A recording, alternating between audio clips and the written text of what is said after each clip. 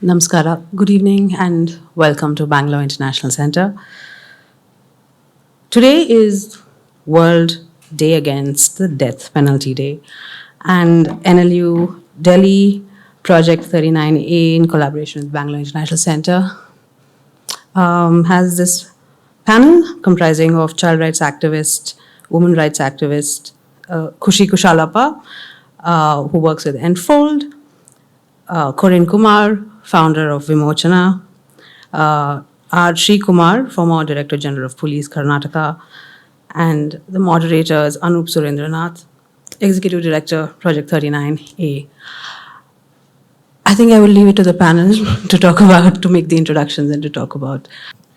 Yeah, thank you so much. And on behalf of Project 39A at National Law University Delhi, a huge thank you to Bangalore International Center for hosting this event and having us here today.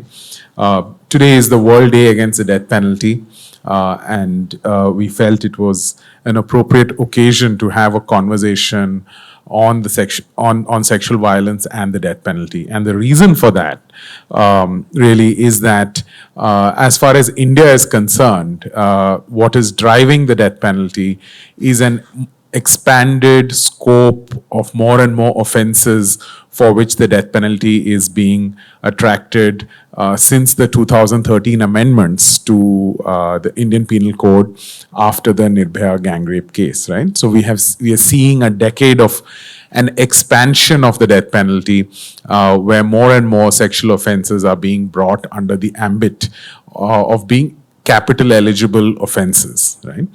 And that is also with the acknowledgement that sexual violence as a social problem, as a cultural problem, and as a legal problem is far too obvious in our society and country and legal system. And we seem to be struggling to find effective and meaningful responses to that. And it's in that context that the death penalty comes into the conversation both politically and legally. And we felt it was important to have this conversation with people who have such wide experience in different contexts of sexual violence in our country. We have Kushi Kushalappa, who's a trained counselor and has been counseling adults and children for over 15 years. She's with the Enfold Proactive Health Trust since 2010. And as an organization, they have provided assistance to a large number of children through various stages of the criminal justice process and child protection processes. And I'm sure Kushi will have a lot of insight into what is happening into accountability for child sexual violence and what is happening under the POCSO. So thank you, Kushi, for taking time out and being here today. Welcome. Welcome to this conversation. We have Corrine Kumar. Corrine is a philosopher, poet, and human rights theoretician.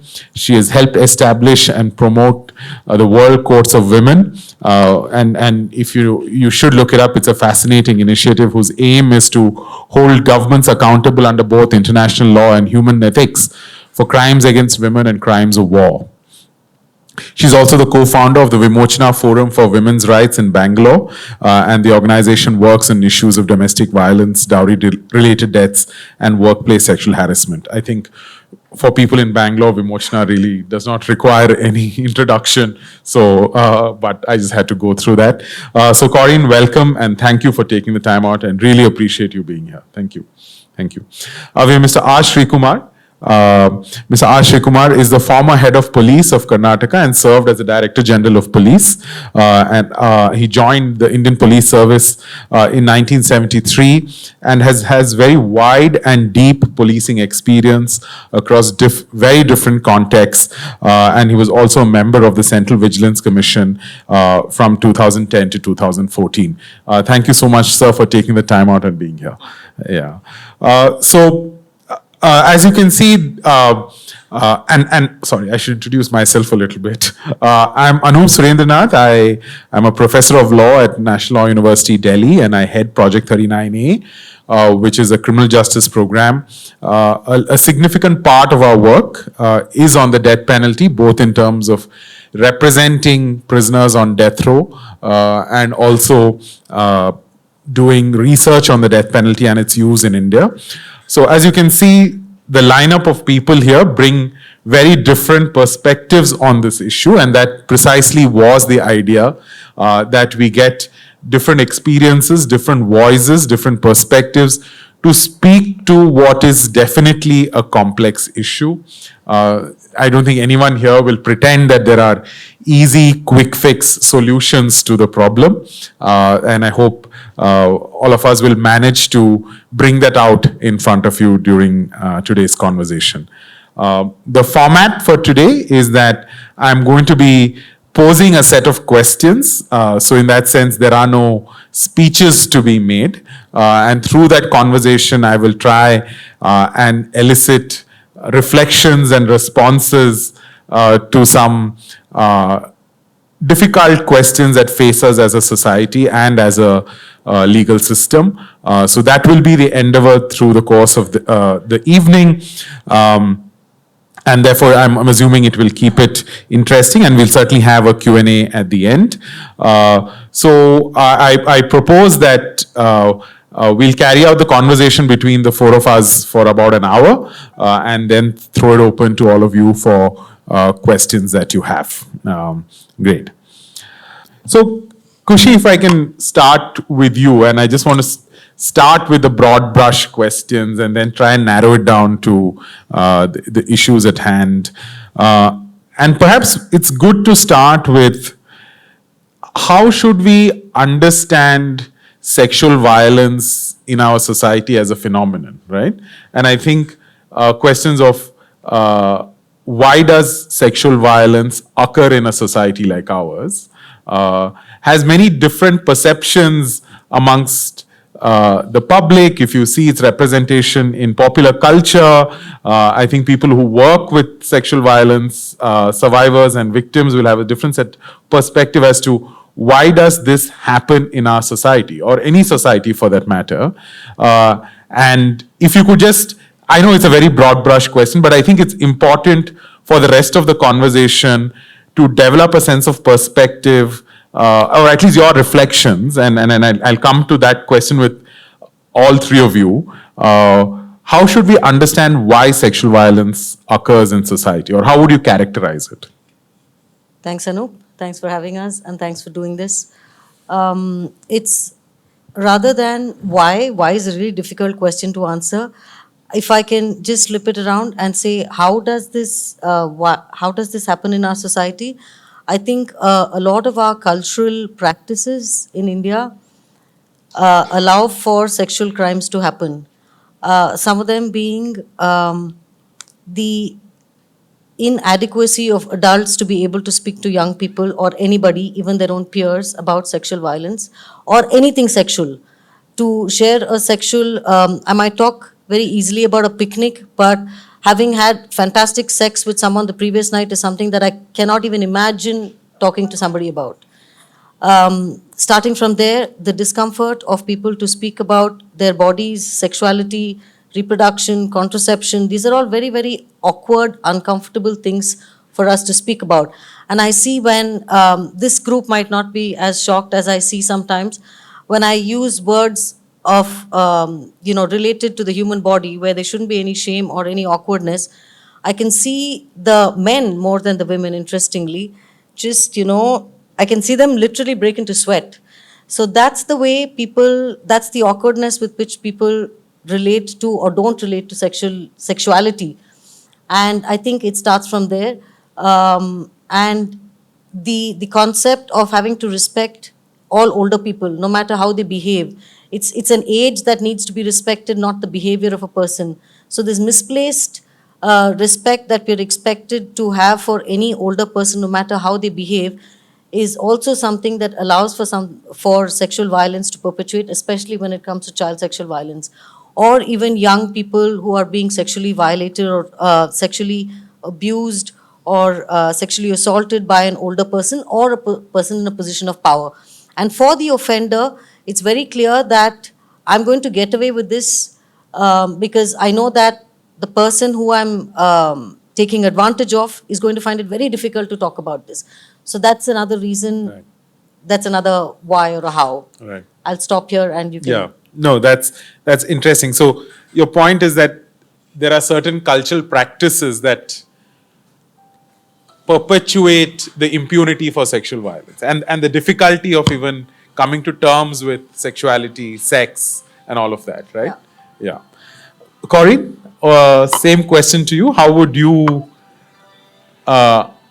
understand or explain, let's say, to an maybe a younger audience as to the prevalence of sexual violence in our society? Is it emblematic of a broader violence? Is it? Anup, thank you for the question. Thank you for inviting me. Thank you for everybody for being here. I was just thinking, is it not the worldview, the cosmology, that really binds this whole question of patriarchal power control that men have over women? And this happens in all facets of our life. From a woman who's been beaten or battered or bruised or burnt, from her right up to sexual violence, the rape, the harassment, the sexual harassment. And then we go on to the issues of poverty, of unemployment, of homelessness, and everything has the men, I think, the patriarchal worldview, because you have many women also who are patriarchs, but the men who are patriarchs, and they are the people who really control this. And if you look at any institution, since we speak so much of violence, we will speak of the institution of where then is justice. And the institution of justice, that again is so patriarchal, that it has there the power of the judges, the power of the men, the power of the lawyers, the power of jurisprudence, of national jurisprudence, that then goes into the international human rights discourse, the Universal Declaration on Human Rights. All the human rights, the political and civil rights, the civic and the social rights, the economic rights of people. Everywhere you find that women and men, there are two standards. There is the masculine and there is the feminine. And it's this kind of patriarchy that I think would be one word to just answer this little question of yours, Anup. One little word, but a whole universe of ideas in there. Yes, and I think it's what you brought to one word and the connections that it then makes. Mr. Srikumar, that then raises very difficult questions for law enforcement, does it? I mean, doesn't it? In terms of what the law is, how the law is to be enforced, both what Kushi and Corrine spoke about. How does then the law view this, right? And how should law enforcement view this? What are clearly very complex sociological questions, cultural questions, political questions. How does that get translated into the law? And how do you view this aspect of sexual violence in our society? Thank you very much for having me here, and good evening to all of you. I'm here as a policeman, so I'm going to be sticking to the police response. The police is there to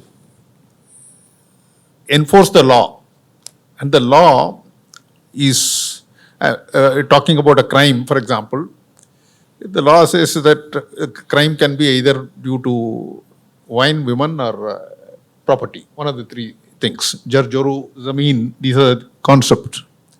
So one third of the crime is probably due to women, either whatever is the reaction. And even those crimes which are taking place in respect of property and under intoxication or some other thing, there also there will be two parties. So if there are two different genders, man and a woman, so there also the question of the sexuality will come in. There will be part of the reason why the particular crime has taken place. So we find that in every crime there will be some element of gender justice coming in, and that we have to handle. More importantly, where you have talking about violence in respect of associated with sexuality, it is a very complex thing which you have rightly discussed. And we are there only as a first responder. So it's a very big problem which even the society has not found a solution to it. Right. And the law is also not clear, and the law is keeping on changing. And especially since 2012, there have been so many changes brought about. Correct. So in that situation, the police, what they have to do, how to handle it, when you go to the crime scene and start finding out the truth of the matter, you find that it is very difficult to find out, first of all, whether it is, because the crime is committed mostly in isolation and a secular atmosphere, and there is only one person talking about the other. So you'll have to find out the truth, and then you have to collect the evidence. And the evidence is also very transient in nature. It will just evaporate into thin air if you don't capture it. And so this is probably the most difficult crime for us to handle. And so when you go on the scene of crime and then we hear the woman crying, or the kith and kin or the family talking about it and crying, you just have to show some action, and you are representing the state. So how we have to do it? So one of the things which we generally say is फांसी चढ़ा देंगे उसको. This is something which we will do. So that is where the question of death penalty comes. That I am here to you on behalf of the state, and I will ensure that some punishment will be there. So that is one thing which we need try to deal with it.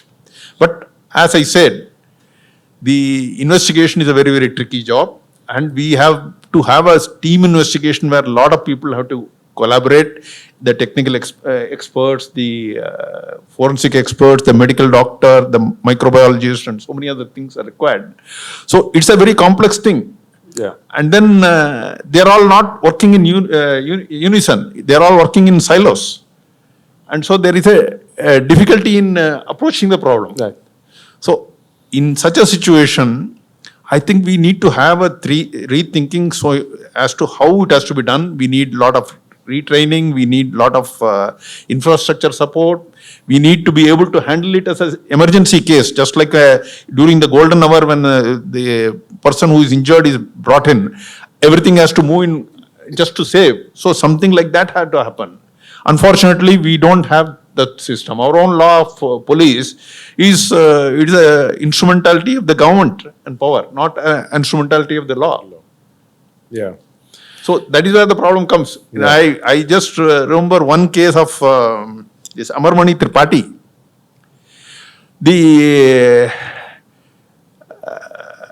The other party was pregnant with his child, and after the murder, the child was seen, and then everything, and then the fetus, and not even covered, and it was not even removed. That is a very crucial piece of evidence. And the body was disposed of given for disposal. And the body was being taken away. The Commissioner of Police there came to know about this. Then he recalled for the body to be brought to preserve that piece of evidence. And then that went to prove the motive and the liaison between the deceased and the victim, etc. So now the question is, such a complex thing where the transient easily evaporatable evidence is available, and you have to collect it in time, etc. It's a very, very difficult. We need legal assistance and infrastructure to handle this. Right.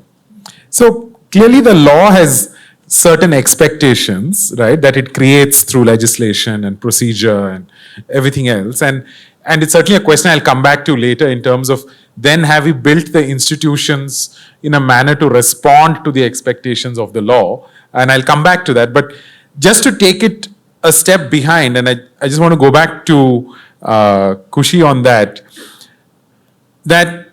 how then do you assess the law's own imagination and response to sexual violence, right? Be it the POCSO or the IPC amendments, right? Are Are you happy with the law's imagination of sexual violence and what should be the law's response to it? Or do you think that in the legal imagination itself, all the complexity that Corrine and you spoke about, a lot of it just gets missed? I'll say after having worked, Yeah. after having worked in for 11 years, it's not a lot compared to many people that I know of, including the people that I have on the panel here. But POCSO was enacted after I started working with the Enfold. So we kind of grew with POCSO. And it's 10 years, good or bad, it's 10 years down POCSO this year. And but after all of this, and I have the confidence to walk into any police station today. I'm not at all nervous to walk into a police station. But if something were to happen to somebody that I know, do I have the confidence to walk into any one of these police stations and say, sir, register a case? Do I want to put a person through that? Is a question that I always sit with. With mandatory reporting, we are faced with this dichotomy of whether to push a family or a child into the criminal justice system or any Do you want to survivor. just explain what mandatory reporting is? I'm not sure if everyone. So the POCSO Act, the Protection of Children from Sexual Offences Act, which was enacted in 2012, 10 years to the year today,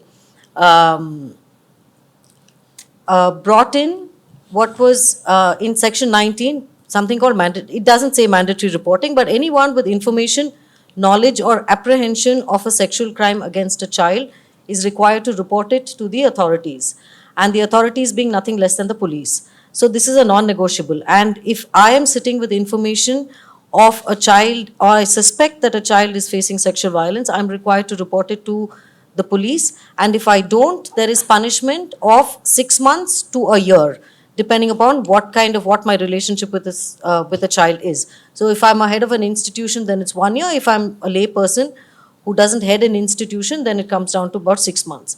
So there is this dagger of mandatory reporting that is hanging over every single citizen of the country or any person who is living on Indian soil when that particular sexual violence occurred.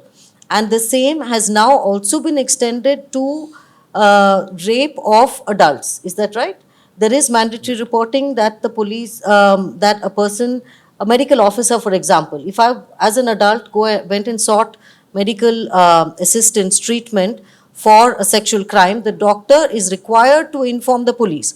Now, whether the family takes that forward or not is still, there is some amount of flexibility with that. But when it comes to a child, there is no flexibility.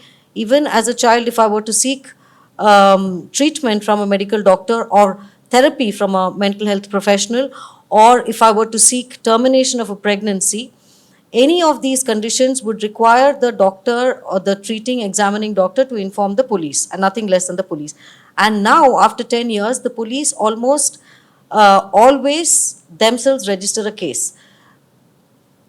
Yes and no, I take that back completely. It's not always that the police register a case. There are many instances where the police might not think it is in the interest of the victim. I would like to give the police the benefit of doubt and say that sometimes they believe it's not in the interest of the victim to register a case. If it is, for example, something that has happened very long back. If it's something that has happened recently, then there is a possibility of being able to get some amount of medical evidence or some amount of something that can strengthen the final report of the police themselves. But if not, there are times when the police will say, are you sure you want to do this? And this is something that comes up a lot when it's cases of incest. When it is something that's happening within the family. Because what reporting does to a family member who is reporting against another family member is devastating. I'll stop here. I'm sure others have. But if you can just say, no, I'm just going to play the devil's advocate here. What is so bad about mandatory reporting? If there is such a crime that has happened to a child, surely we want it. Why don't we want it reported to the police? I mean, yes. So if you can just, yeah. I mean, just to make it. So I don't think our system is geared to handle the amount of cases that we should be receiving. If there was mandatory reporting and everyone was respecting mandatory reporting, the number of cases that we should be receiving would be tenfold compared to what we're getting. So that's not happening, honestly speaking. And in the confidence of this room, I will say there have been situations when we have not reported every single case that came, that was brought to our attention. The system is not at all geared like we are aware that infrastructure, staffing, training, sensitivity, empathy, there's a lot of work that needs to be done on that front. So just pushing someone and saying no mandatory reporting, there is good about mandatory reporting as well. If there hadn't been mandatory reporting, there were so many cases where children were facing extreme forms of sexual violence which would have never seen the light of day. The child would have continued to or that person would have continued to face sexual violence. But because of mandatory reporting, there is some amount of protection, but our system is not ready for mandatory reporting. Okay. I'll come back to some of those points that you raise on what do survivors need, and is it just about pushing this into the criminal justice system, and are there other... Corrine, over to you. You spoke about the fact that it's a very patriarchal worldview, and clearly the law on sexual violence and rape has undergone an evolution over decades. How do you assess that legal evolution, right? In your experience of these many years, are we at least headed in the right direction in terms of how the law is responding to sexual violence, or do you still think it's a very patriarchal view of violence per se? And yeah. I think it's a patriarchal Yes. view of... Bye. Oh. I think it's a patriarchal view of justice and Right. of violence also, but of justice, because I think, colonization, no doubt, it restructured our economy, and our political structures also became different. But what it also colonized, what it also let us just gave away our minds and our imaginations also. And therefore, our imagination can only be within the colonized paradigm, within the kind of colonial discourse. That's what most of us are looking at justice today. When we look at the Universal Declaration on Human Rights, you talk about universal. Everybody has a right to work. Everybody has a right to life. Does everybody have a right to life, friends? Think of the neutron bombs that are simply tested in the Pacific.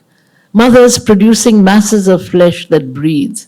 These are called the jelly babies of Micronesia.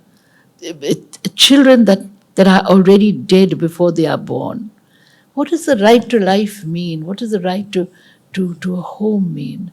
What does the right to work mean? And it's a universal right, we are told. We are all equal, we are told. We have political democracy. We all have the right to vote.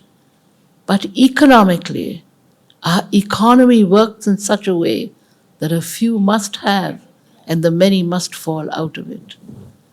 So, friends, there is something in the kind of colonial discourse, I think, Anup, that we really need to look at. And we really need to look there at this whole concept of justice. Even the concept of justice, I would say, you'd think I'm very terrible to say this, but I'm thinking of justice that is so masculinized. It's so hyper-masculine. It leaves out there are, after all, 2 points in our consciousness, the feminine and the masculine. But what does the masculine lawyer tell you as you go to tell them what you did or what your case was about or whatever? He will put it in a language that is so legal that you do not recognize the crime anymore. And that this is the kind of objectivity that the lawyers will teach you about, that Anup will teach his students about. Objectivity, he will tell you, not subjectivity. You cannot be lyrical, you have to be logical. You cannot be unscientific, you have to be scientific. You have to be objective. You have to really look at what is there before you so that you can touch it, you can feel it, you can rationalize it. But you don't have to intuit it. Doesn't matter the wound on you, doesn't matter your rape, doesn't matter the grief that you have. Who talks about the grief of Bilkis Banu? Who talks about it? We don't even recognize it. None of us even think about it. But we think in terms of justice. Was justice done? Then they gave sweets when they came away. And everybody, at least some of the demonstrations that I heard about, I went to, they wanted them to be rearrested. They wanted them to be put back in jail. But I am saying today that jail of 14 years or 15 years doesn't seem to have worked very much. If it hasn't worked, must we not then find other sites of pain which take in the emotive and link it with the rational, to link the rational with the intuitive, to link the subjective with the objective, to link the logical with the lyrical? Because if we do the personal with the political, because if we don't do this, then we are depriving ourselves of an ethics, of another word which nobody uses anymore, because they think that there's something wrong with you if you even talk about ethics or ethicality or anything, ethics in politics. There's no ethics in politics. But there has to be an ethic of care. Because if we have you can have the Millennium Development Goals, poverty reduction strategies, anything we want to say on poverty. But if it doesn't have a theory of care, you will simply leave the poor out. Thanks, Corrine, for that provoking us to think about the idea of justice, right? And I guess we could just go on for hours about that itself. But I think it's so integral to this conversation, right? That what is the idea of justice that the law itself imagines, and that each of us imagine as to what constitutes justice in these contexts, and something that we'll be coming back to. So Mr. Srikumar, in terms of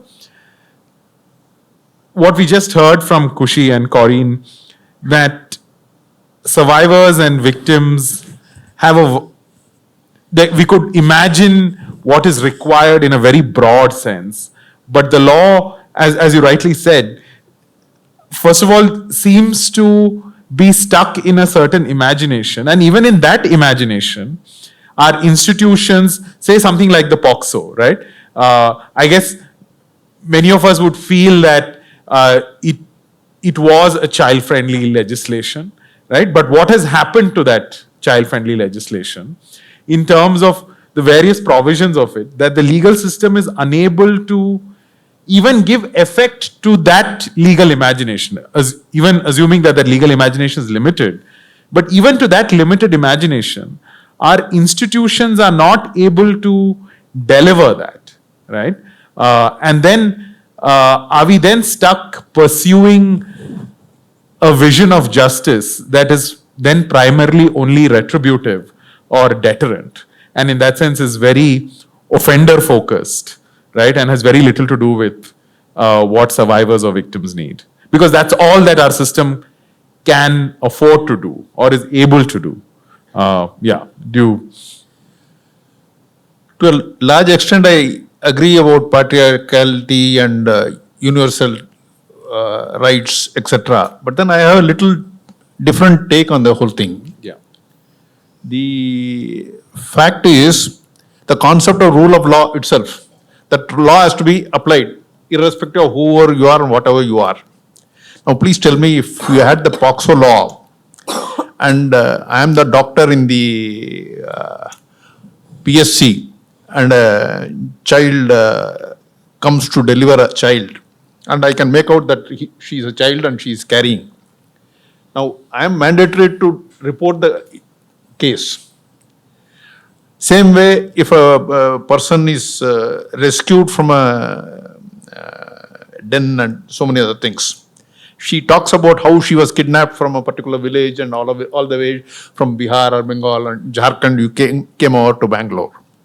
Now she reveals to me all the other atrocities that have been committed on me. For a long time, I can keep on registering each and every case and start pursuing all the 100 cases which may have to be resulting from one statement of one person. The system is not ready for that. infrastructures are not there, institutions are not there, there is no way I can handle this. No way the society can also handle this. Correct. So, in my scheme of things, there is something called rule of law and there is something called the rule of engagement. The rule of engagement is there very much in the other countries. We don't even talk about it much. Where by escalation, depending on the situation, we will apply the bomb what is required to be given depending on the situation. So there will be a situation response depending on the thing. So we have to have both rule of engagement and the restorative justice. Like for example, instead of just registering an FIR and then immediately then I have to investigate the case, I find that it is true, then I have to arrest the accused.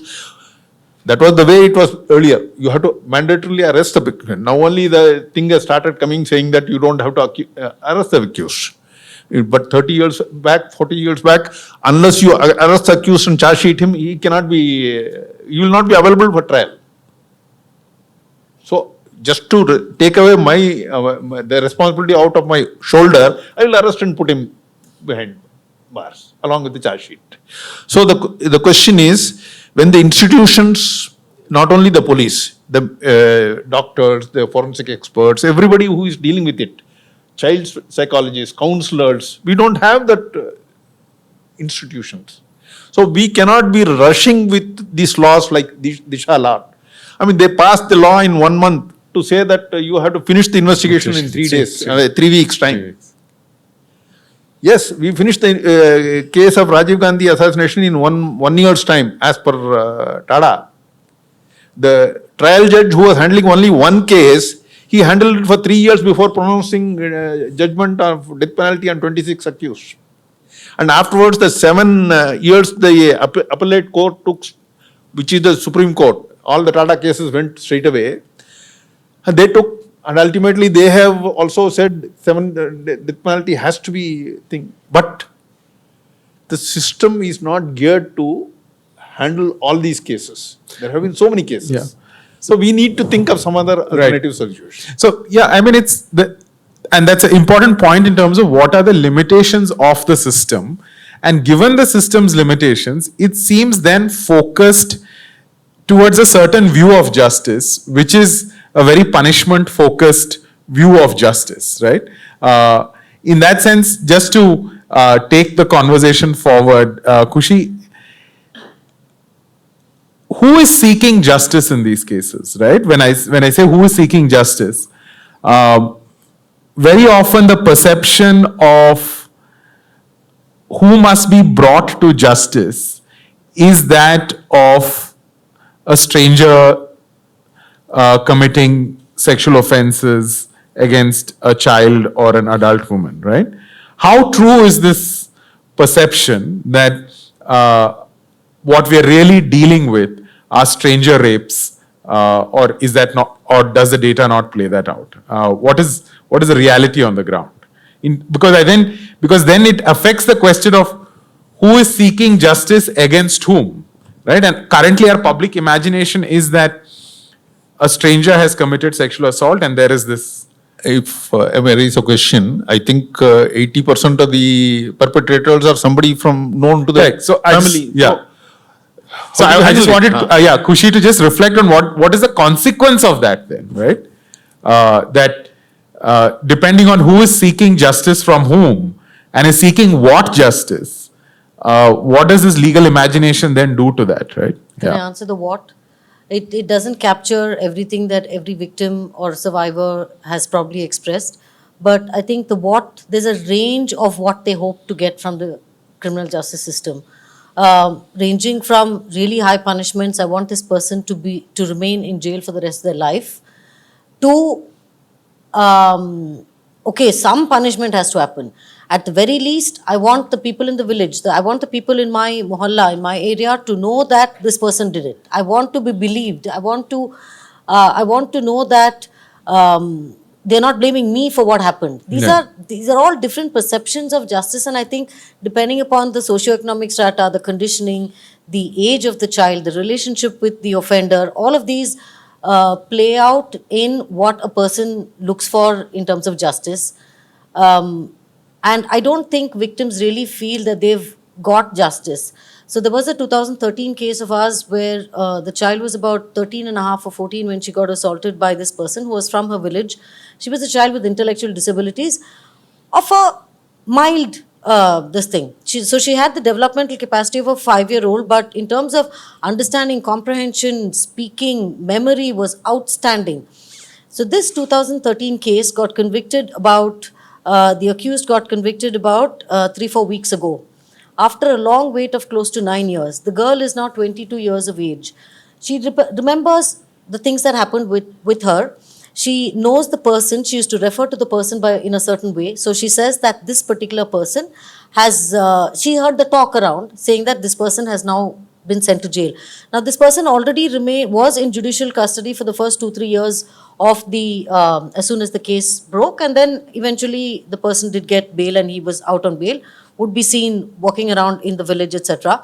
At some point, this person also got married, the offender, the alleged offender, has a wife and a child. Now, this mother of this child who waited for justice for 9 years was very happy that he was convicted, and the punishment was 10 years. So she was satisfied with that. I would say she was satisfied with that. But at the end of the conversation, she said, Amma, when I see that man's wife, who was not even aware of what his history was, and she's now with a young child. Now, if this man goes away for 10 years, who's going to look after this woman, and what is their fault? So this sense of justice, or this justice that she has received after 9 years, as I said, a bit hollow for her. She's so conflicted. Yeah. Yeah. No, I think that captures the complexity of this so profoundly. And Corrine, do we often run into this problem that there is an homogenization of this idea of justice, right? That survivors or victims are primarily interested in ensuring the highest punishment for the offender, right? That there is this, and very often society and the state assume that, right? They say that it is on your behalf that we are pursuing these punishments, this harsh punishment. But do we, in that, forget that that different people in different situations have varying understanding of what justice means, and what are some of these different conceptions of justice that people in such situations comprehend? And yeah, if you could just speak to that. I think, friends, we need to imagine justice differently. We need to reimagine justice, not look at it within the kind of set, hyper-masculine, logical paradigm that we see, but to really think in terms of not only a retributive justice, a justice with revenge, a justice, if I have killed somebody, then I must be killed. I need the death penalty. You have to do violence to me also. And, we need a justice that will seek reparation, I believe. A justice that seeks redress. A justice with a kind of healing. Because, we never talk of the grief of the women, grief of the children, grief of the LGBTQ, grief of people, the sex workers, the transgenders, the all kinds of homeless people, the poor people, the grief that they have, the grief of Bilkis Bano today, the grief that she has. How do we respond to that? Can there be a justice that is more restorative? Shiv used this word when we were talking outside, but more restoring a kind of a healing, a justice with healing, a justice that will give me the kind of reconciliation that I need. Is there anything to look for this kind of justice? And that's why I want to, if I may, just take 2 minutes more, Shiv and Anup, and just tell you a little bit about what we've tried to do for the last 25 years, is we've held what we call the courts of women. And the courts of women that listen to the testimonies of women, that listen to the testimonies of pain, of violence, but they also listen to the testimonies of resistance, the testimonies of reconciliation, the testimonies of celebration. Because women are also there. Women, the LGBTQ, the homeless people, all the people that we work with, the migrant workers. We're doing one in December on COVID. And there you will have the migrant workers who seek a healing. And this is what the justice system cannot see. They cannot understand the healing part of it. No lawyer will talk about the healing of a case. What does it mean? Because when we in the courts give place for the emotion, give place for the emotive demands, these emotive demands then become a kind of place which open the door to look at the masculine and the feminine and all the genders in between also. So, friends, that we need to relook at justice, to look at justice that will not only speak truth to the power, to those who use, abuse, misuse power, but truth also to the powerless, because this is from the fabric of powerlessness, another imaginary is being woven. I could tell you a little story. I don't know if I can. Do I? Please. Can I? Can Please. I, Anu? Please, go ahead. It's a story from Argentina, and it starts with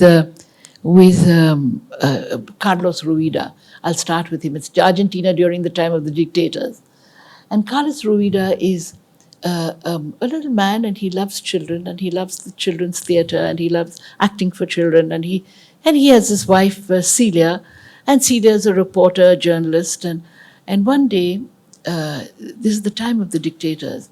And so it's very, very, it's very hard for them, because people are all over Argentina talking about people who are missing, people who are dead, people who have gone astray, people they cannot find anymore.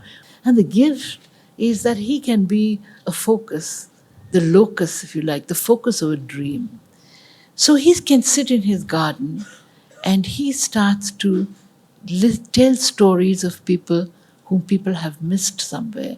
People who have gone in the death penalty, people who have paid a price somewhere, people who have disappeared. And then he gets news that his wife has been arrested, and his wife has been arrested by the dictators, and she disappears. But Carlos knows that it is only in his imagination, friends, that he can keep her alive. Because what stands between us and fear is our imagination. Because imagination makes us think like sheep when we should be dreaming like poets. And that's what Carlos tried to do. He tried to dream like a poet. He tried to reimagine something. He reimagined what justice could be. What could justice be for those many, many people who did not have a home, for those thousands of people who were simply poor and homeless, who missed people.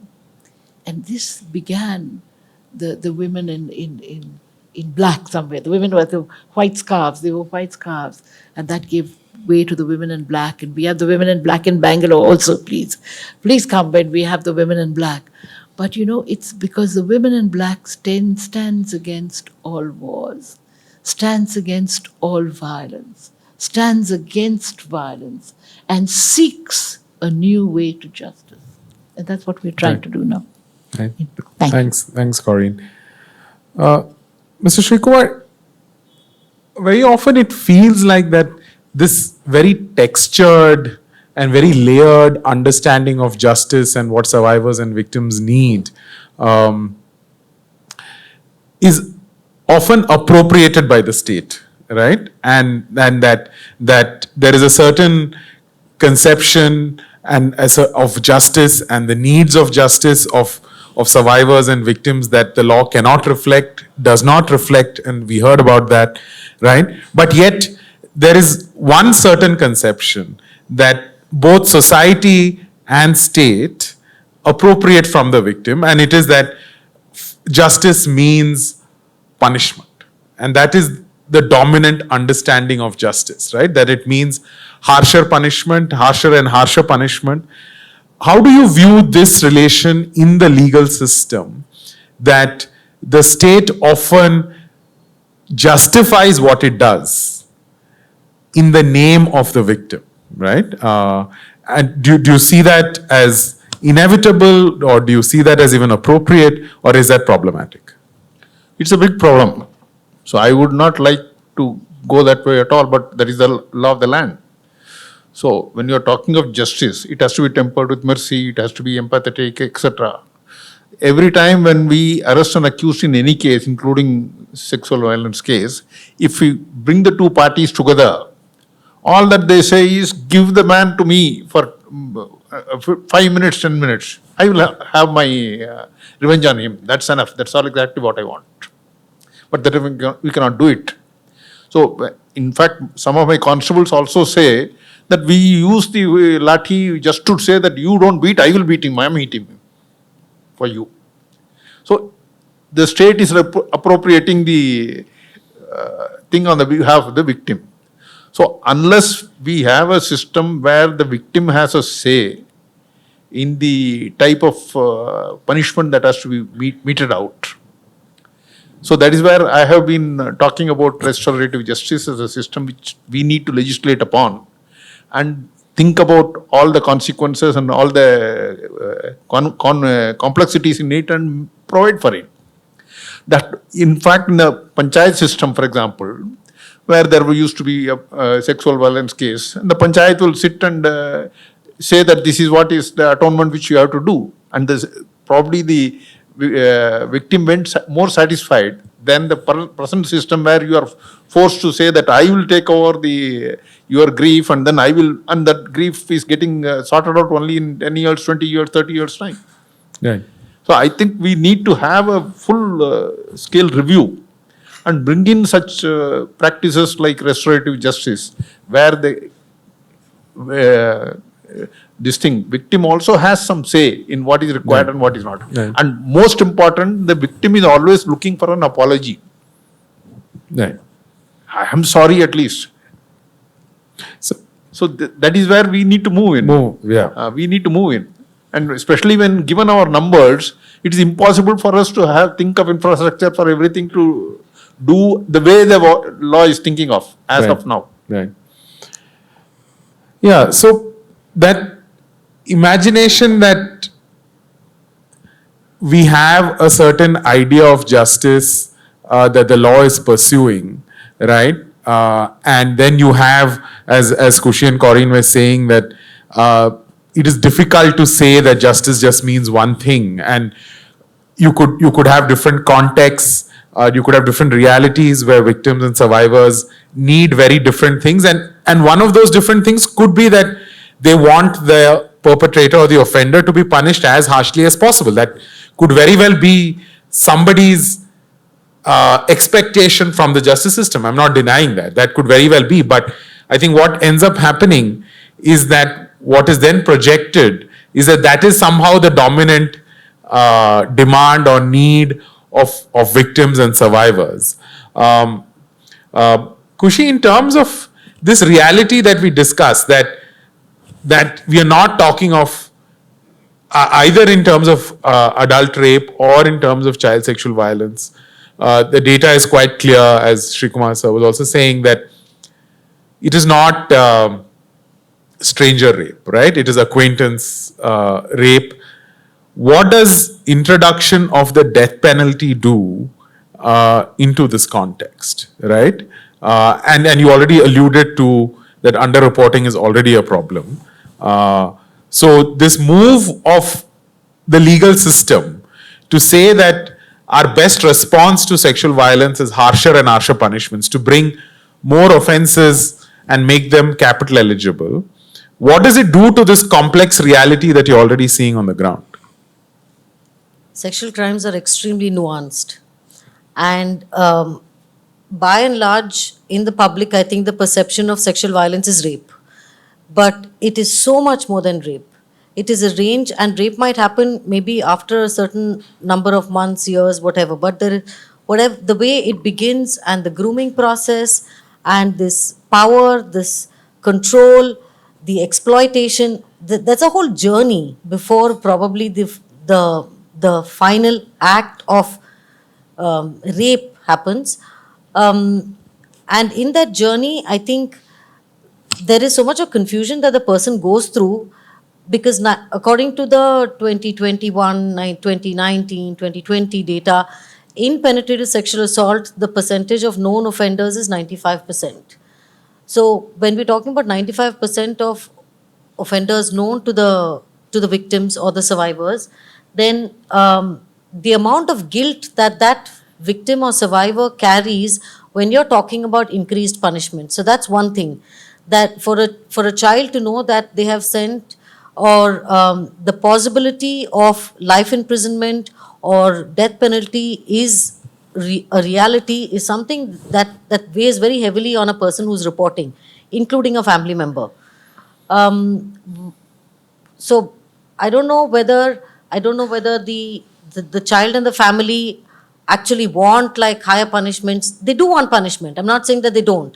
And there has to be accountability. These are crimes that really traumatize a person for a very, very long time, especially when they don't receive the kind of services that they deserve or that they need. Then the trauma continues for a very long time. So there's no taking away from some amount of accountability or punishment that needs to be given to a person who commits sexual crimes.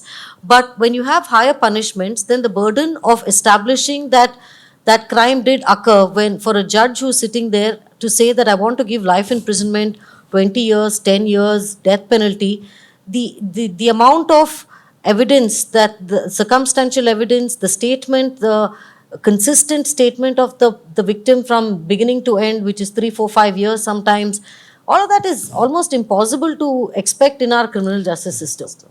Yeah. And our public prosecutors are terribly overburdened. Our courts are terribly overburdened.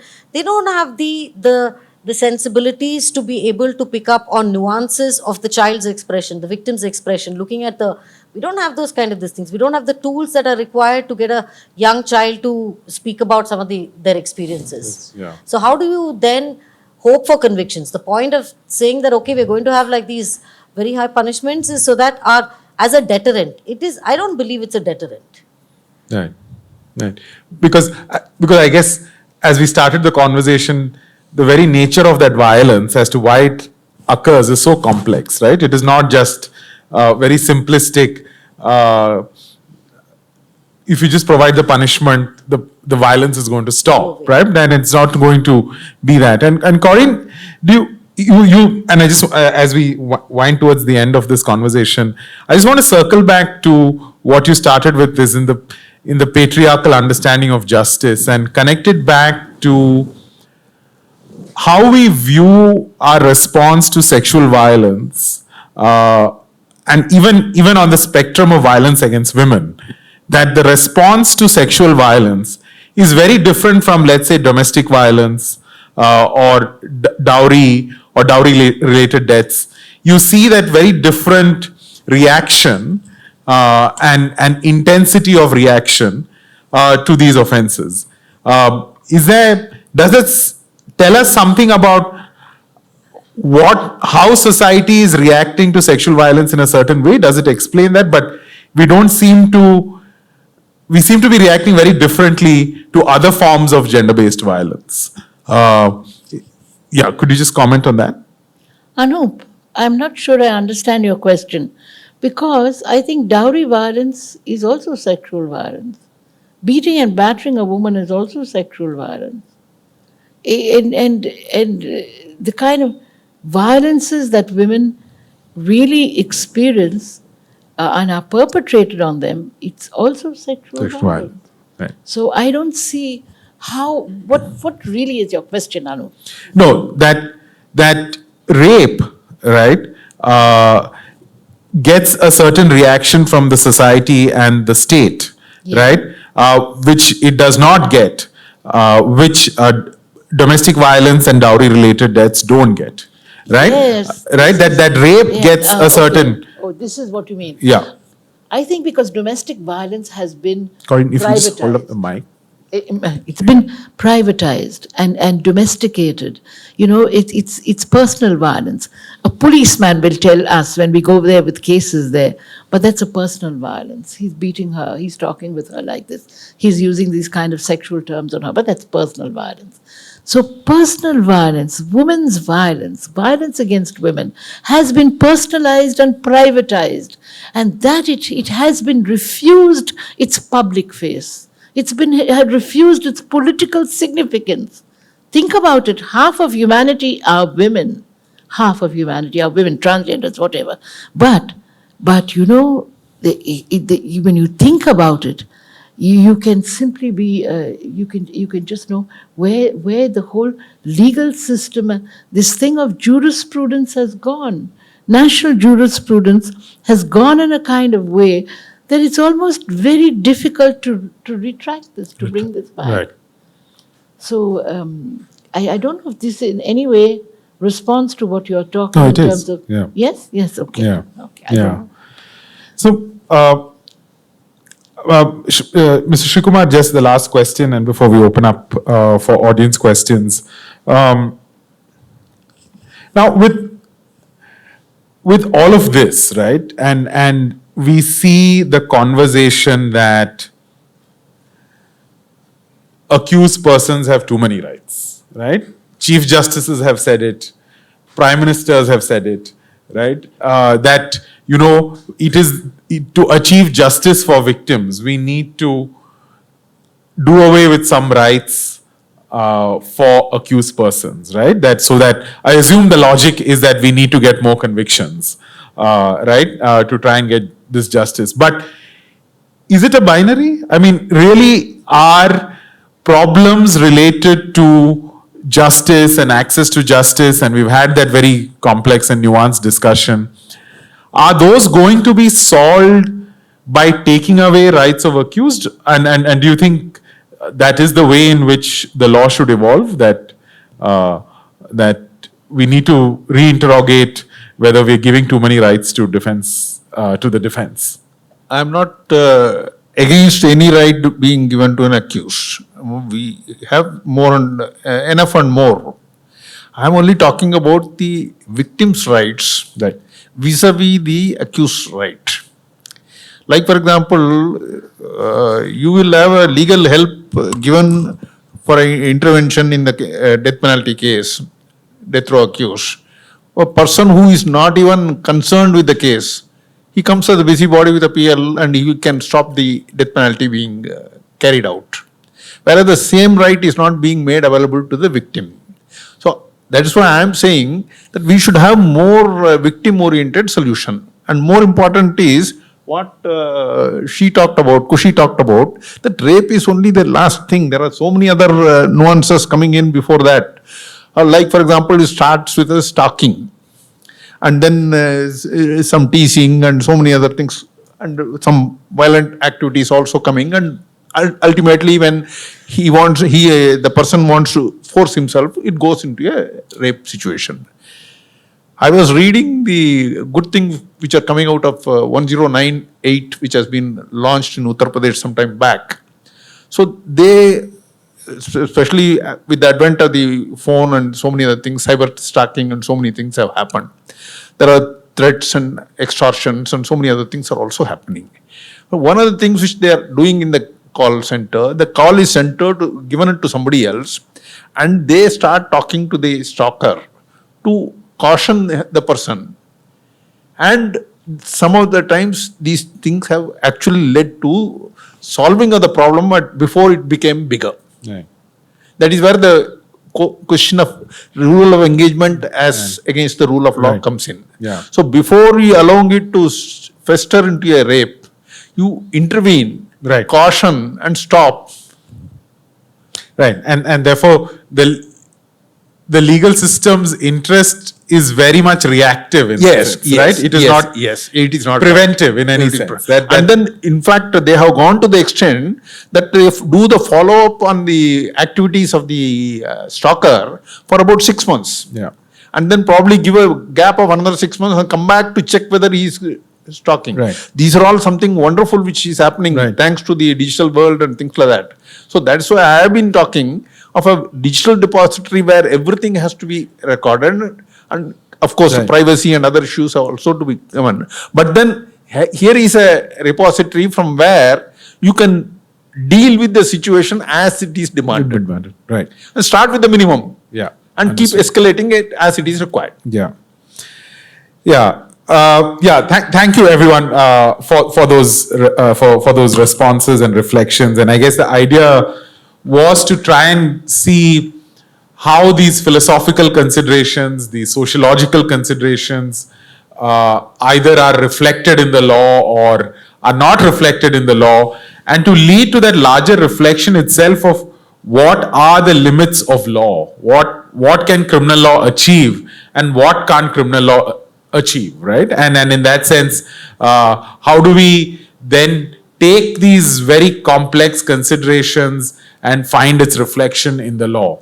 And as far as accused rights and rights of survivors or victims are concerned, I think it's often presented as a false binary. I think it is very true that torture exists in our criminal justice system, manipulation of evidence exists in our system.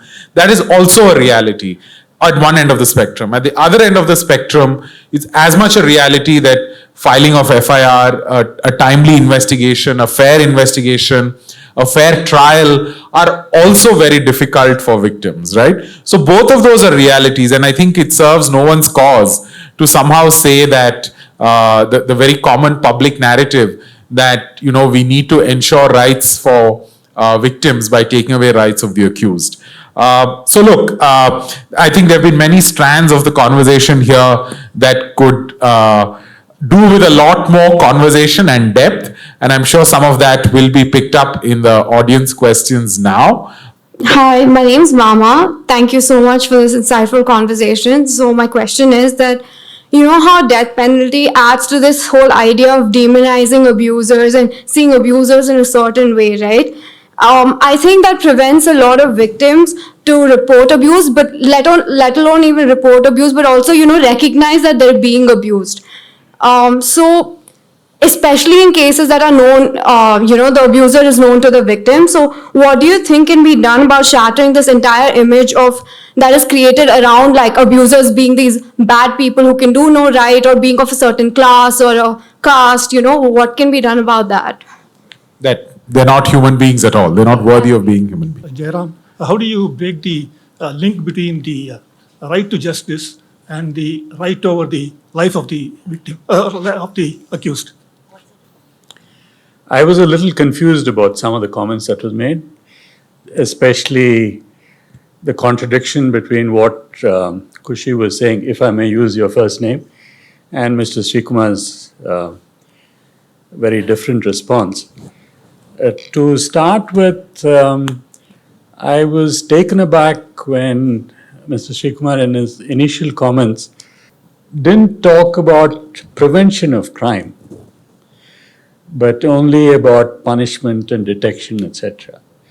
But getting away from that, towards the end when he talked about how stalking can be reduced if not prevented by using information technology methods, if I may use that phrase, when Kushi was saying that 95%, I don't know whether that figure is correct, are by perpetrators who are known, if not well known, to the victim. So we're not talking about that 95% at all if we're talking about stalkers, because stalking rarely occurs with respect to people that you know well. I wonder if someone can respond to that. Yeah, we'll just take one more question and then we'll go for a round of responses. Yeah. Hi, my question is for Srikumar, sir. The name? Pavni. Sir, I have some very limited experience litigating in Delhi, but from what I saw, what used to happen in the POXO cases was that there were at least 2 to 3 NGOs. Then there was the DCPCR lawyer. Then you also have the victim's private lawyer sometimes. to the extent that these lawyers would fight amongst themselves for the wakalatnama, who is representing the victim. But when you talk about the accused, it'll be a very reluctant lawyer from the legal aid panel representing the accused. So I'm just wondering how accurate this perception is that there's always this busybody trying to stop these things from happening to the accused, but there's nobody on the side of the victim. When you have the state, you have private organizations, you have private lawyers, you have the state government's own panel of lawyers. So maybe this is true only of Delhi, I'm not sure, but I'm just wondering the accuracy of this perception. Thank you. Okay. Thank you. Yeah. So, Srikumar, so you want to just respond to that I just first? want to respond Yeah. to one thing. I find that we are trying to enlist the service of prosecutors. We don't get anybody. Whereas everybody wants to go and be a defense lawyer, the best lucrative profession is a defense lawyer. So I don't even get a proper prosecutor who will present my case. That's my experience. Okay. Let me just come in on that to say that defense lawyering is lucrative when your client is rich, right? And I think the point that Pavni was raising is also that if you look at the profile of people who are accused persons, right, is also then reflective of a certain class of people and a group of people where representation becomes a very real issue. And then you see in case after case after case as to how there is very poor representation. And this is not to say that poor representation is a problem only for the accused, right? I think poor representation is a problem that pervades the legal system, right? Be it for survivors or victims' families.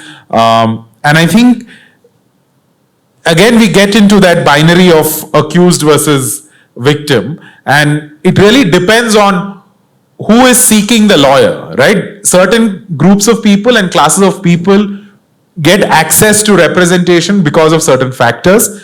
And a large section of this country does not get access to proper representation, irrespective of which side of this, which end of the spectrum of the criminal justice system you're on. And I think that's a problem. So if I might just come back to, was it Verma? Yeah, Vama's question on, and Corrine, would you mind taking that, that very often there is a need we end up demonizing the accused person, that somehow there is a need for the treatment that we want to mete out, the punishment, this certain conception of justice that we need to mete out. We need to dehumanize the accused person, right? And only once we dehumanize can we subject certain people to certain kinds of treatment. Any response to that conception of justice? Yeah. You know, Anup, thank you for that. Because what comes to my mind immediately is the case of Afzal Guru. You know, he was not only demonized, he was made a victim, a terrorist, even before. I mean, he was not even there at the scene of the crime, but a piece of paper that gave his telephone number, that got him arrested, and that got him put in jail, and that finally put him to the death penalty. You know, that it went all the way. That is the trajectory that we have of justice today. A man kills, a man does a wrong, a woman does a wrong, you arrest them, torture them, solitary confine them, death row is the kind of, that's the trajectory of justice. Now, what you have been talking about, as what I have been trying to allude to, is another system of justice, which is a justice not of revenge, not of retribution, not of punishment, but a justice of reparation, a justice of reconciliation. Now, these Bilkis Banu, the 10 or 11 men that did this to her, raped her, killed her child, all this kind of thing. I don't want them to be rearrested. I don't want them back in prison. But I do think that we have to put them in a place where maybe they would, I don't know, to use words today is so meaningless in some ways, but the grief of that Bilkis Banu felt. Of course, she made her own life and this, that, and the other, but still, to recognize the grief, to feel sorry for that. And he should feel sorry, and they should understand what they have done. And that takes another way to justice, another way of understanding life, another way of imagining justice, because not with punishment. You kill, you must be killed. You rape, you must be raped. This is not the answer to anything. That is a crime in itself. So, friends, I really think that this is a very good question that we have to have a quote on, is what is this new system of justice? What does it include besides the reparation, besides the restoration of peace, but also of healing?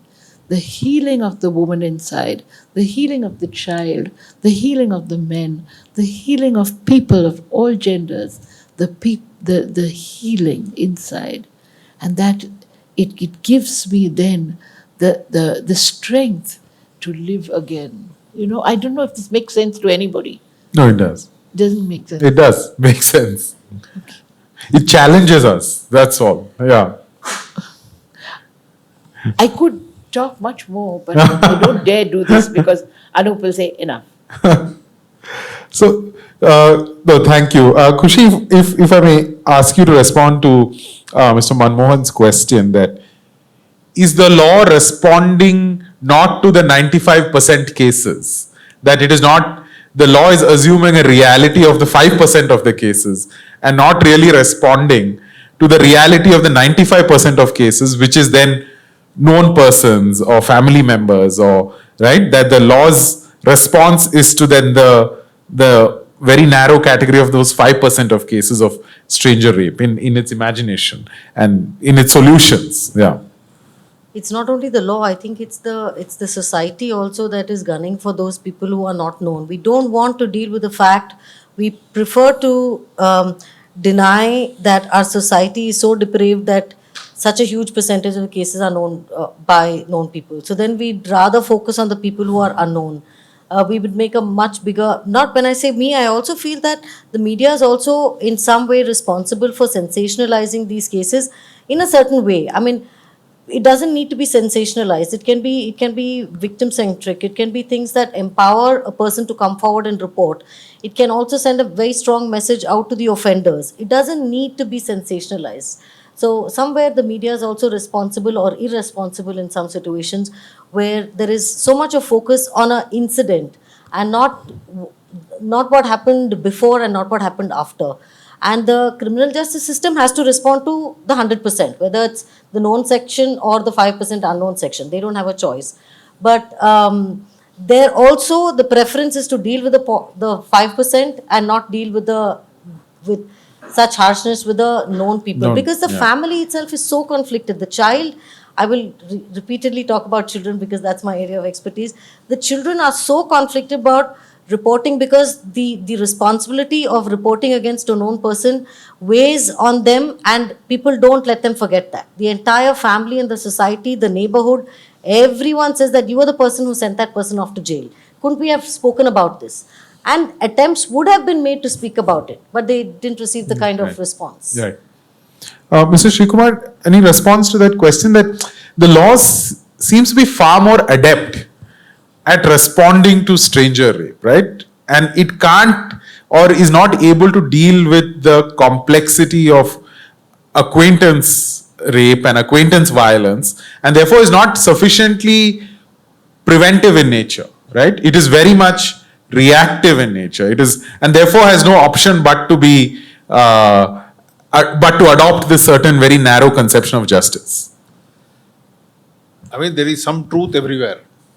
And because of that only, I put it bluntly by saying that the whole criminal justice system is only tailored to favor the person who is moneyed and things like that. And real justice is not being given. And even though in most of the cases only some justice is required, saying that I just need somebody to tells me that sorry, things like that, apologize or do some cleaning as they do in the Gurdwara, something like that, some atonement of the thing. That is what is required. Yeah. And these systems are very much prevalent in India. It's part of the culture, especially the Panchayat Raj, Sarpanch and the Nyay Panchayat, which was system. Yeah. Unfortunately, all those things have been taken away. Yeah. And they are not in thing. So we need a wholesale change in the criminal justice system. We've been crying for police reforms. Yeah. And nobody is even talking about police reforms. Yeah. Police officer like Mr. Prakash Singh and my once upon a time my guru, we fought and fought. Correct. And we have now retired and we have gone away. We have not seen system change coming. So unless some systemic changes are brought about and access to justice both for accused and the victim is very much required. So we need to think afresh. Right. This is the total rotter system, it has to be changed. Right. I think both police reforms and prison reforms are two areas which have been spoken about since colonial times, and very little has happened in both areas since. And there's much to be thought about as to why that is so, right? Why is that we find it so difficult to carry out police reforms and also prison reforms, and that can be another conversation. And I just want to respond to Mr. Jairam's question on right to justice versus right of the accused, right? Did I get that right, Jay? Right to life of the accused, right? Yeah. I think I would propose that the imagination of balance is the wrong imagery to invoke, generally, I would think, because I think balance then says towards which side do we need to lean more, right? And I think we are better off saying that there are legitimate interests on both sides, and what do we need to do differently to protect both those interests.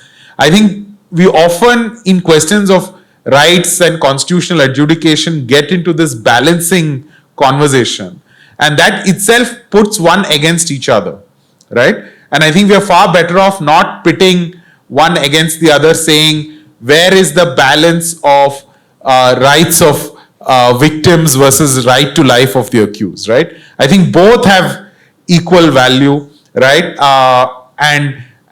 And we need to find ways to respect both, right? And we can't say that that we would respect and protect rights of victims better if somehow we started inflicting harsher and harsher punishments on accused persons. Then, and I think there's a conversation to be had on to what that if victims want harsher and harsher punishments, is the state then justified in adopting that approach, saying that that's what victims want, so let's try and imagine harsher and harsher and harsher punishments, right? And I think that question leads back to what is the appropriate role for survivors and families of victims in criminal proceedings, right? And then there is that there must be a role, yes, but what is the appropriate role at what stage, to what extent, are all difficult. I would think our conversations to be had with a little more consideration. Any more questions? Yeah, please come forward. Yeah.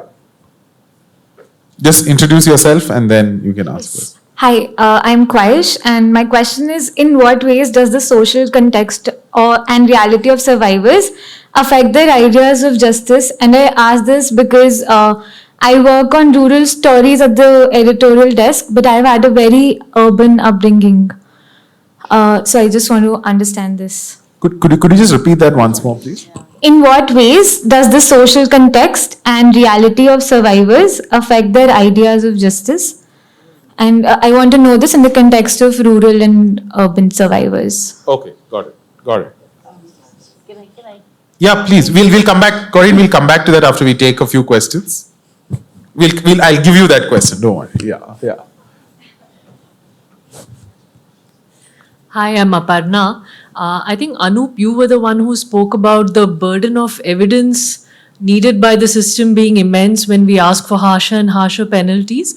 So I want to know, maybe from Kushi, that in terms of like the death penalty cases typically happening over like 10 years, 20 years, that long to finally come to a conclusion, what is the impact on the survivor through this process as you see it, and how does that sort of affect other survivors willingness to report or inclination to take it to the system? Okay, thanks, Aparna. Okay, my name is Vidya. Right. And it's a comment, really, not a question. But Okay. I'm glad you said what you did at the end, because I was hoping for a somewhat stronger connect between sexual violence and the death penalty as such, which was not. In this context, I was also hoping that we would talk a little bit about how reactive we've become. And this case of Priyanka, where this four young boys were shot off by a police officer. And that police officer then was so celebrated. If You mean the Hyderabad case? Yes, the Hyderabad one. Yeah. So when Bilkis Banu's, these 11 people were released, I got a lot of WhatsApp messages saying this is why they all had to be shot off at the beginning itself. Right. And so Instant it's justice. just a comment. Instant justice. Yeah. And then somehow this seems to rule.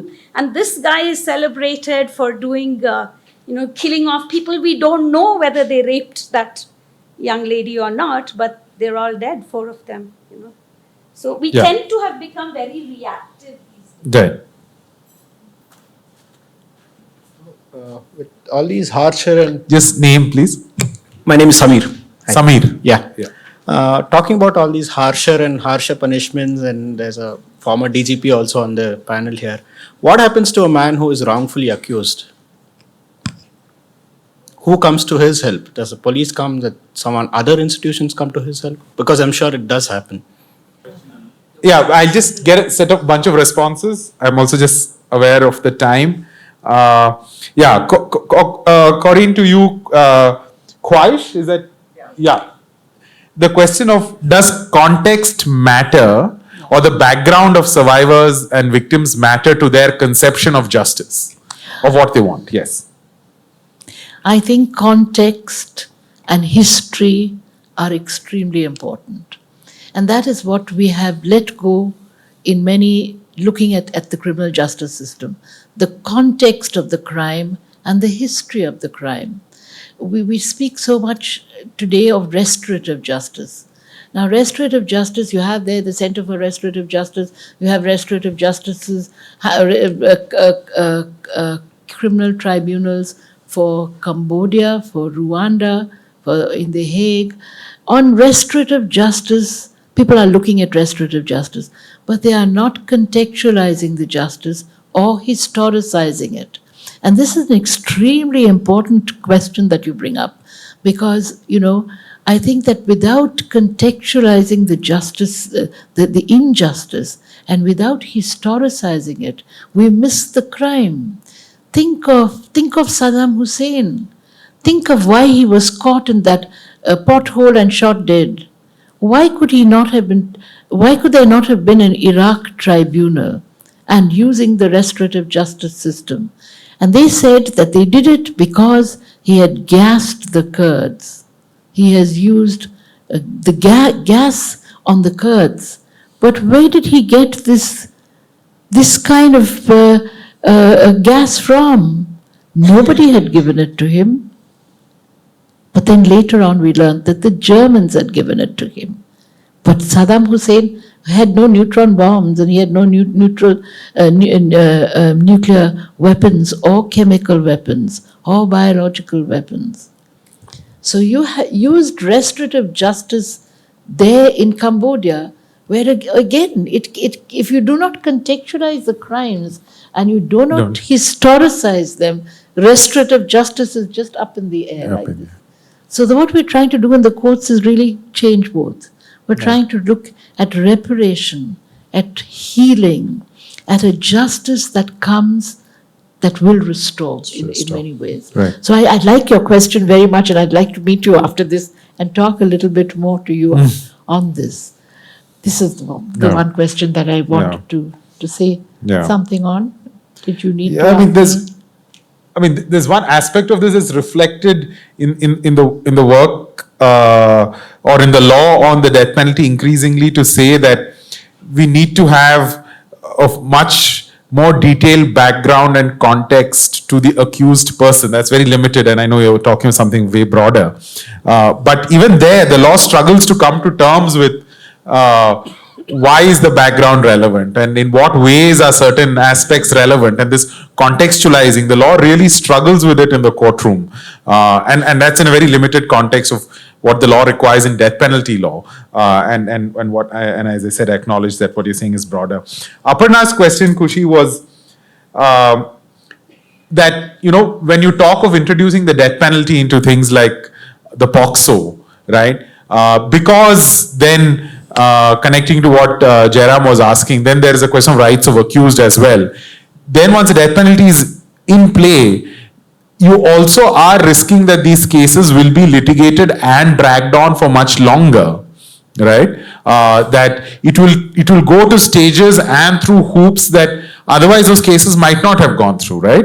You have a trial court, you have a high court confirmation, you have a Supreme Court appeal, you have a Supreme Court review, you have a mercy petition, you have the challenging of the rejection of the mercy in the High Court, you have the challenging of the rejection of the mercy in the Supreme Court, right? So, it prolongs this legal process, and in that sense suffering.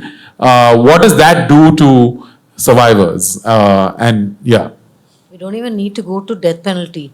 The fact that a person who has filed a case has to wait for a minimum of 2 to 3 years to get justice, in the hope of justice, that itself is a long duration of time, because we're not allowing them to move forward, we're not allowing them to heal. We want them to hang on to their memories, because there is a gap between the time the person has given their evidence and then the cross-examination happens. And in the larger cities, I think this is much more difficult. In the rural settings, I think maybe pendency is not so high, so it's a little better. But I think in cities and stuff, it's much worse. I don't know if the person at all feels that, like in a very recent situation, the offender was found guilty. Maximum number of convictions go to appeal. Very, very few acquittals the families bother going to appeal. They don't have the bandwidth. They're saying, like, forget it, man. I mean, what is the point now? So by the time it goes to appeal, in this particular case, in a matter of about 3 to 4 months, the High Court had overturned the conviction of the Sessions Court. So now, when I thought that the mother would be done with this, and she would say, like, yeah, okay, let's move forward. She said, no, if there's a way to take this to the Supreme Court, let's take it to the Supreme Court. Of course, they don't have a huge role to play in the matters before the High Court and the Supreme Court. There are other bodies that come into, or agencies that do that. But still, it is an anticipation. There is a hope. There is something that they're holding on to. And to what end? What do they get at the end of it? And then to be left with this thing that at 21, 22, 24, 25, this person is convicted for the rest of their life or there's death penalty. I don't know how much of satisfaction or justice they would feel at the end of that journey. Right? I know that some of the things we say are going to leave people much more confused than they walked into this room, but this is the nature of this particular. Right. Yeah. Mr. Srikumar, Vidya's comment, and let me try and convert that into a question, right? What happened in Hyderabad, right? And you now have a Supreme Court appointed commission finding that it was an extrajudicial murder, right? Even if we had clinching evidence at the stage of the investigation and that those 4 persons did commit that crime, right? What did that celebration tell you? For you, what did it mean that so many people were celebrating an extrajudicial murder, right? What did it tell you about our relationship with the legal system? Yeah. Let me tell you, Srikumar is an engineer from IIT Madras. and he the first policeman and probably the last policeman in this family in service. And I believe in justice. And I will tell you this, within about 15 days, probably 9th of January or something, we had a seminar in Central College compound where we talked about euphoria after the encounter. And I made 1, 2, 3, 4 points to say this is where the police have erred and they are not correct. They are not putting the correct picture. And it took High Court and Supreme Court to put a team of my ex-boss, Mr. Karthikeyan, also there, and Supreme Court judge and another High Court judge. And they sat for 3 years to come to the same conclusion. And I read through the report, tried to find out, is it true that the 4 people were actually involved? I couldn't get any. Does it matter? It matters a lot. It matters a lot. Because this is where is the expectation coming from of the police, and which is wrong. I don't agree to it, I don't subscribe to it. That they are the agency of the state in front of the victim, and they are expected to wield the instant justice through the medium of law. Right. So if you don't have a proper system, this is what, and that is why the euphoria came up. And the elite which has captured the power, they don't want, they just want to bring about, they don't want to bring about reform, they don't want to do anything. Every one of them wants the police as the tool. Correct. So that is why they are saying, we will give harsher punishment. Come on, you go and fill them up. And so many people have been bumped off as Naxalites or whatever it is. It is, I mean, this is a totally different thing. All this is stemming, and all this is turned against the police. Right. Whereas this is such a complex situation that, please understand this, the Police Act, the British brought into place to control power with just about 30,000-40,000 Englishmen in power, with all the lakhs and crores of people being counted. And we don't want to change that. Policemen have been crying hoarse saying that please change it. When I entered service in 1973, 3 battalions in UP Police, and incidentally I joined the UP Police immediately thereafter. They agitated for nice working condition and something which should allow them a little time to recuperate. Family life and things like that. But it didn't happen. And after that in 1977 we had more serious police agitation. Then we had the police commission and then committees. Everything has gone in. But there is no effort by any party in power to bring about the reforms. Elections are going to come. Please ask both corruption and this. Both, you have to ask this question. Who are you going to do? Not the budget saying where you are going to get the freebies from. These are the questions of sustenance which is required. The polity of the society itself will not survive. Yeah. So much of division and so many things are happening. So we have to ask these questions. Say in your manifesto what you are going to do, when you are going to do, and then only you will get my vote. Yeah. We can't keep quiet. Thank you. To Sameer's question of what happens to the wrongfully accused and the wrongfully convicted. I mean, let me just take that question and say that it's a bleak picture, Sameer.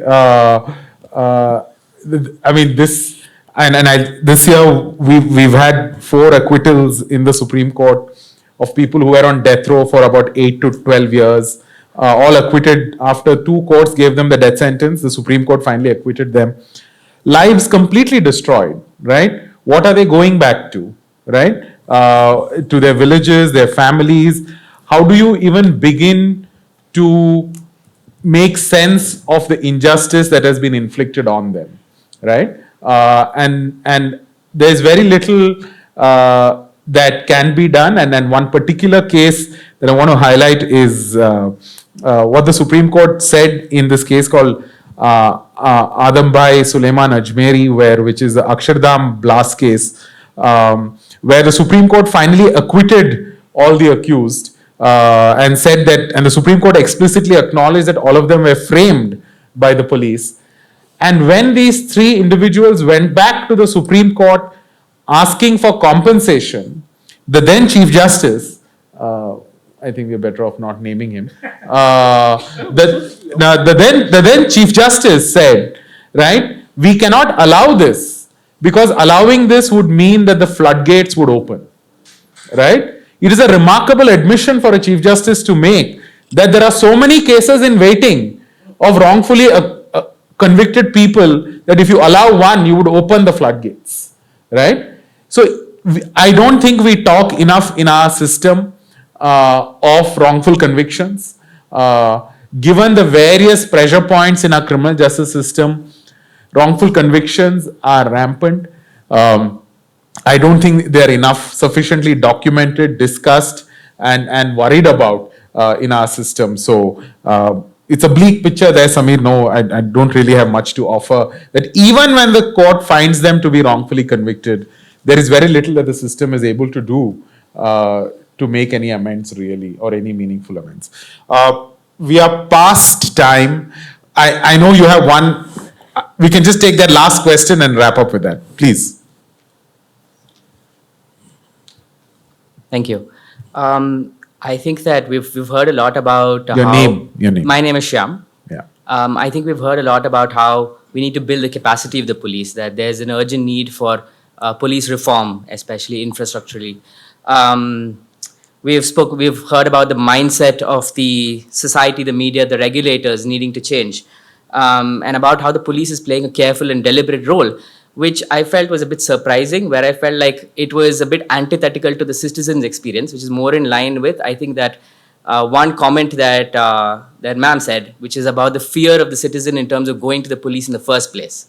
And the reform of the mindset in the police themselves, in how they react to people who are coming expecting justice in the first place. So we spoke about restorative justice, how there is an expectation of how it was just slapped on the police, the 3-day rule to complete an investigation and so on. But what of the reform in the mindset of the police, which is in fact playing a deterrent in achieving or beginning the process of justice in the first place, where the citizens are so afraid of the police? What is being done to repair this fractious relationship between the police and the citizens? I would like to hear something about that. Thank you. Shyam. Mr. Srikumar, how do we stop the fear of the police?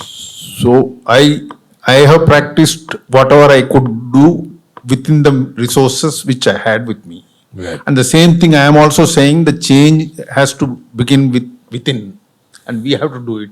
I have a document on it and I want to take it forward, but then nobody will listen to me. Nobody wants to. Because I'll just cite one case, Gajrola nuns rape case. Some nuns were raped by a dacoit gang who committed dacoity. God bless his soul, he died yesterday. He was the chief minister. He came by helicopter because hue and cry was there.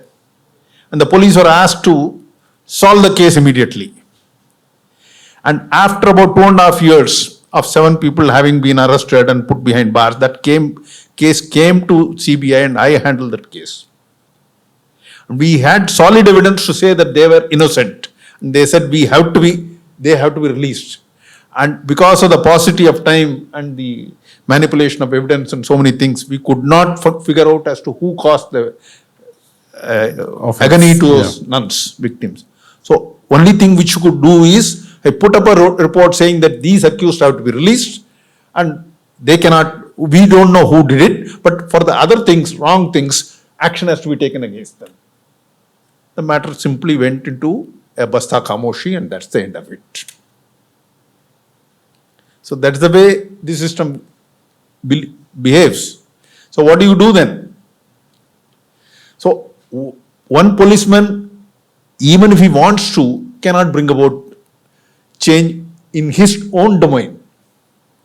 So that is why I would request, we need to have activism to bring about police reforms. And that is only one part of the reforms. That's why we have to talk about the complete criminal justice reforms. Right. So many things have, doctors who have, like I talked about Amarmani Tripathi case, the doctor who does the postmortem doesn't preserve the fetus. So what do you do? Right. So, because we wear the khaki and we can be identified with the state, so we are pilloried. But we are in shackles. Something has to be done now with the police reforms. Corrine, any last comments before we wrap up? No, thank you very much, Much. Anup. Thank you, and everybody for all the questions and for all that you have said. I'd like to tell those of you who want to listen to a story, if you want me to. Yes. But it's time. It's time. It's time now. So for the next time. Okay. Thank you. Kushi?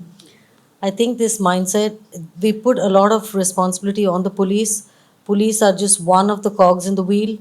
Everyone is from the same mindset. I think all of us, including the public, including the judiciary, the medical officers, across the board, we sit with such wrong notions and in positions of power where we allow our egos and stuff to come in the way of sometimes it's not even a victim of this thing, it's about I have to get this conviction or I have to get this acquittal. So it's not even looked at it from for the case for what it is. But in terms of winding up and closing down, I think prevention is the key. I think talking about sexual violence and empowering people to be able to speak about sexual violence and to even, and the message going out very strongly to potential offenders that there are very strong punishments. I think that's where we can start. Right. Okay, I can tell one. Yeah, please, go ahead. I'll tell the story from what Kushi just said just now. That the paradigm is so pervasive.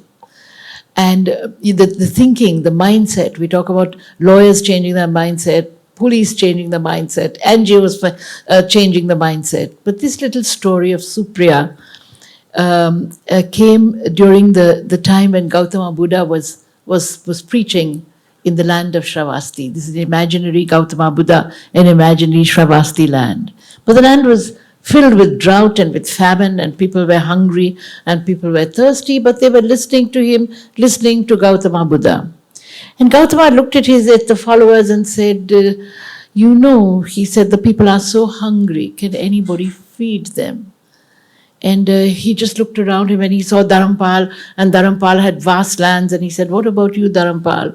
And Dharampal said, no, my lord, the king has taken away all my money in taxes and this, that, and the other. And then he looked at Srivastava, and then he said also, but I have to pay so much of my land in taxes, and I have to give so much of my money in taxes, I cannot do anything. And then he looked at another landlord and another landowner, and this, that, and the other, and they all said no to him. And suddenly there was some little hand at the back of the hall and at the back of the big place where he was preaching, and this was the hand of Supriya, the beggar's daughter. And she put her hand up and she said, I, my lord, I will feed them. I will feed the people. And she walked up and they all looked at her and said, how could she feed the people? Where will she get the money from? Where will she get anything from? She's after all the beggar's daughter. And she said, my gifts I will get at each of your doors. What was Supriya really telling them? You don't have to give. Even if you don't have, you give. Because you will get it at each of these doors. That is changing the paradigm. That's what Kushi talked about when she said to change the paradigm. That's what I talked about. And that's what Shiv in his own way is also talking about. But there are many changes that are coming with the police. I think so. But they have to change the paradigm. They have to listen to Supriya, the beggar's daughter. Yes. Thank you so much. I'm glad we ended with that story. And there's nothing I can say that can make us reflect more. So thank you so much for such a fantastic conversation, which I'm sure has left many of us thinking and perhaps a lot more confused, as you said, than we came in. And I assume if we've done that, we've done the job for the evening. If we've asked, we've made many of you reflect and question your positions and think about why you have certain positions, I think it's an evening well spent. Thank you once again to the Bangalore International Center for hosting this conversation. It's much appreciated. And thanks for staying and for your time today. And goodbye. And I hope you have a good evening. Bye. Thank you. Thank you.